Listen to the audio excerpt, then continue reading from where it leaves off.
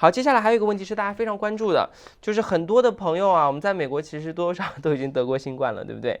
那他就觉得这个新冠之后真的是有后遗症，他一直有长期咳嗽的症状，他想请问这种症状是不是新冠的表现啊？是不是长新冠的表现？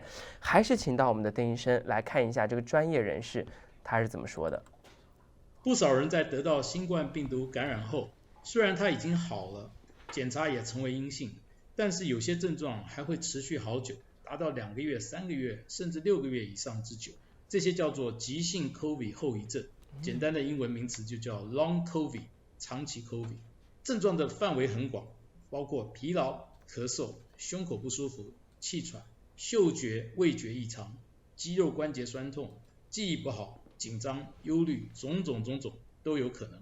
后遗症的程度通常和当初得急性 COVID 的程度成正比。另外有新的调查研究报告显示，最近流行的 Omicron 变种病毒造成的后遗症比较少，而且也比较轻微。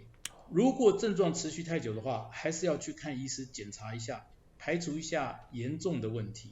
譬如说咳嗽太久，可能需要做 X 光检查，排除一下肺部的异常。绝大多数的症状在3个月以后就自行恢复了，所以我们通常会用保守性的治疗。譬如说长期咳嗽，可以先用治疗过敏的药物来缓解跟压抑一下症状。如果持续不好，还可以试用治疗气喘的药物，但是气喘的药物需要医师的评估及处方的。所以希望有后遗症的病人能够慢慢的自行恢复正常。如果症状持续太久，需要去找医师去检查跟治疗。